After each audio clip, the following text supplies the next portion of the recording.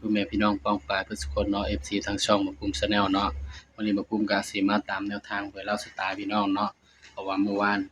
บ่ได้กลับห้องก็บ่ได้ลงแนวทางให้พี่น้องเนาะมาก็สิมาตามให้ต่อเนาะพี่น้องเนาะสำหรับลาวพัฒนานะลาวสตาร์เด้อพี่น้องเด้อแนวทางหวยลาวสตาร์เนาะงวดวันที่4เนาะ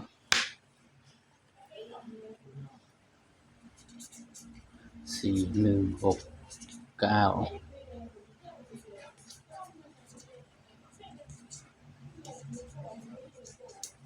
หวยลาวสตาร์เด้อพี่น้องเด้อนี่เขียนอาจสิบ่งามเนาะตัวเลขบ่งามตัวหนังสือบ่งามตัวเลขเข้าก็พอเนาะพี่น้องลาวสตาร์งวดวันที่4มื้อนี้มันออกหยังวะนี่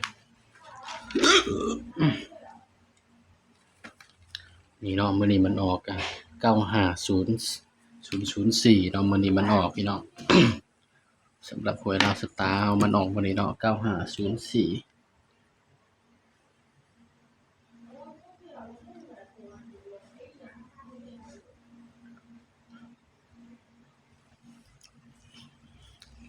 สำหรับเด่นมื้ออื่นเนาะพี่น้องเนาะปากกาเบาปุ่มเบิดเนาะบ่มีปากกาก็เลยใช้ปากกาดำแทนเด้อพี่น้อง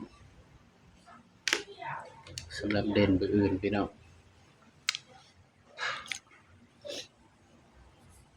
7เด่น7กับ8เลยครับเด้อนี่สำหรับแนวทางมื้ออื่นเนาะให้เด่น7กับ8พี่น้องย้ำว่าตัวเลขก็เป็นเพียงแนวทางเนาะพี่น้องมีเข้ามีหลุดพี่น้องมักก็ตามบ่มักก็เลื่อนผ่านเนาะครับเนาะเบาก็ให้เพื่อเป็นแนวทางเท่านั้นพี่น้องก็มาจับคู่นำกันเลยพี่น้องบัดนี้70 74 75 79 80 84 85 89มีตัวเดียวที่บางบ่ได้จับให้เนาะคือ76กับ86เนาะแต่ก็ให้เป็นชุด3ตัวไปเนาะพี่น้องนะนี่สำหรับเด่นให้เด่น7เด้อครับเด้อนี่ย้ำว่าตัวเลขเป็นเพียงแนวทางเด้อพี่น้องเด้อมีเข้ามีหลุดเนาะ